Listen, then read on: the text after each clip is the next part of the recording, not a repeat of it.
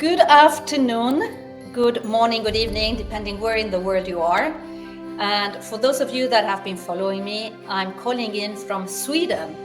And last week, when I had this event, I mentioned that it was a beautiful white landscape here in Sweden snowing. Well, a couple of days later, the snow completely disappeared. And today it's snowing again. So it went from a beautiful, beautiful landscape to a very sad and dark landscape.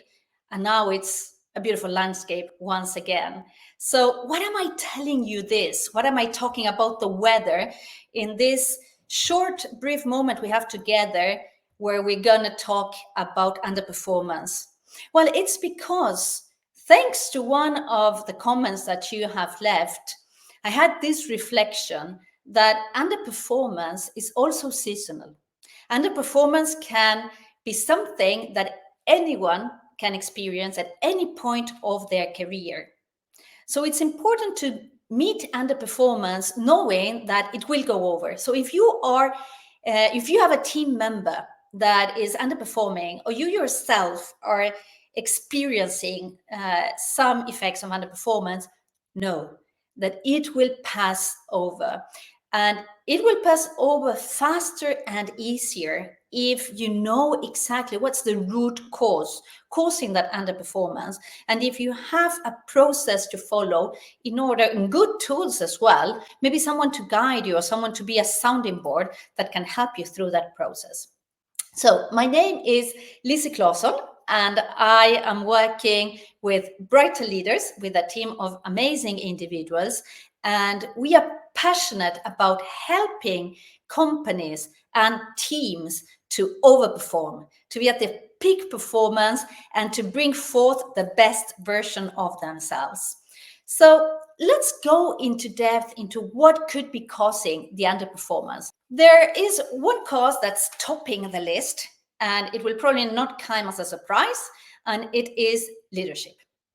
So the lack of a good leadership is one of the main causes of underperformance. And during my 25 years of experience in the professional world, and many more in life experience, I've heard so many times leaders complain in a way about team members not performing, because of course that causes frustration, especially when they don't really understand what's causing that underperformance, and when the leaders themselves feel they have been doing everything possible in order to help this particular team member.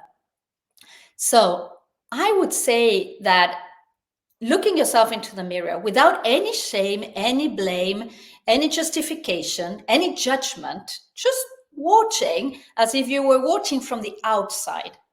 As you were looking at someone else in a neutral way, and doing a little self-awareness reflection. What is happening? What am I doing? What could I be doing differently? What is this causing in myself and in other team members?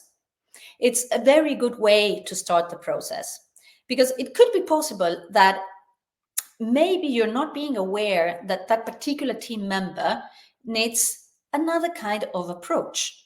So this is a very, very small step in a way, because it's about reflection that gives a huge impact, because in a way you're starting to see things in a different way. You might see things that you were not seeing before.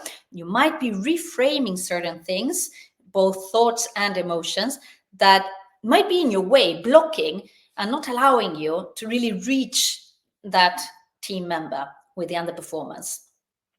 So this is the number one reason for underperformance, and it's leadership. And I was talking about awareness. Will awareness change everything? No, it won't change everything, but it's the starting point, because we cannot change what we don't know.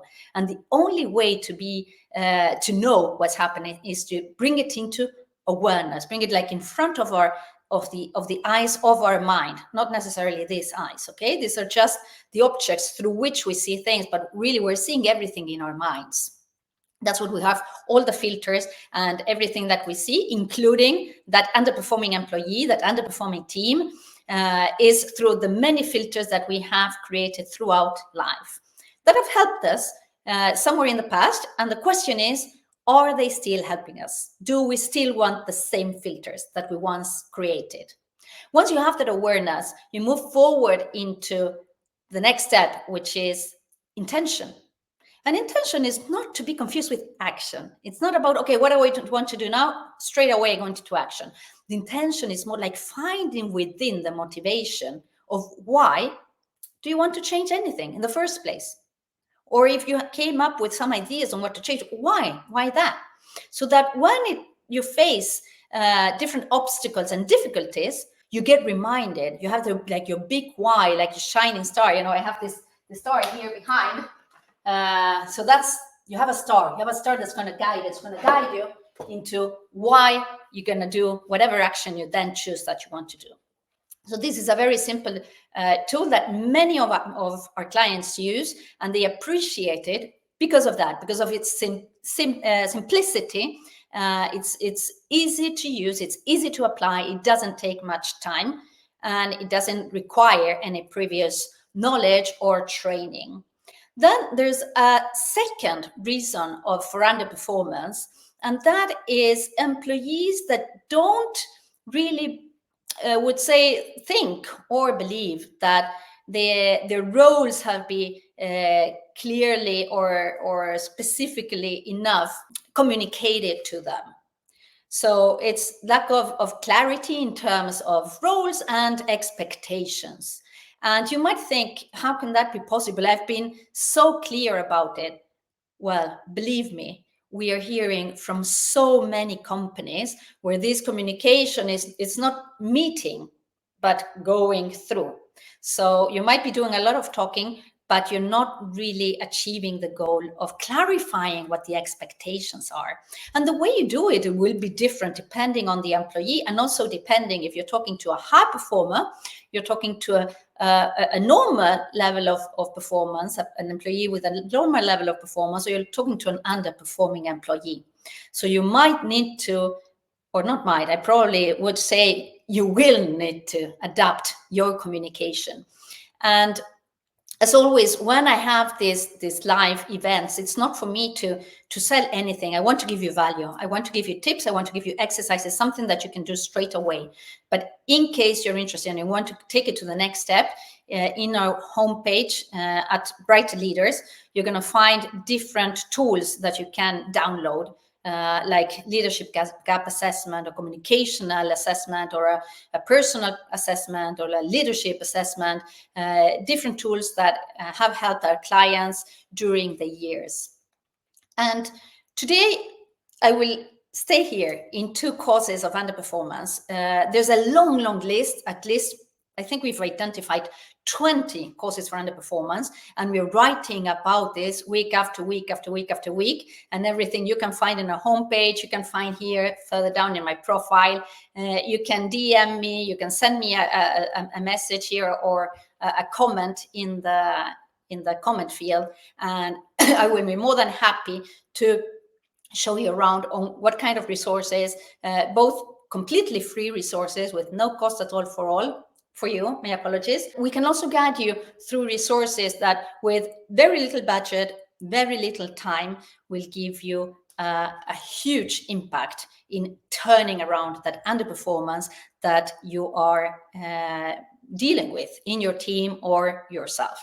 So this is especially important for any one of you that is in the top management team. If you're the CEO for the company, if you're in the management team, if you're working as an HR professional, if you're a C-level executive, because you can help so many other people just by guiding them in the right direction. So if you, like me, would like to make an impact, because I believe you take your leadership seriously, that's why you're here today, or you will be listening to this later when it's recorded. You want to make an impact, you want to make a difference.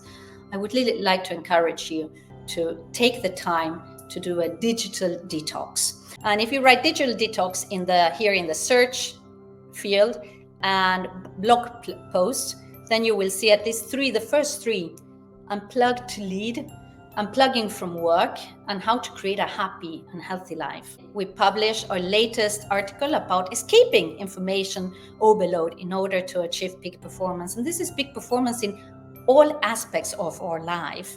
So if you look into this article, you will see that there are 3 concrete exercises to try, and it's completely for free to download them.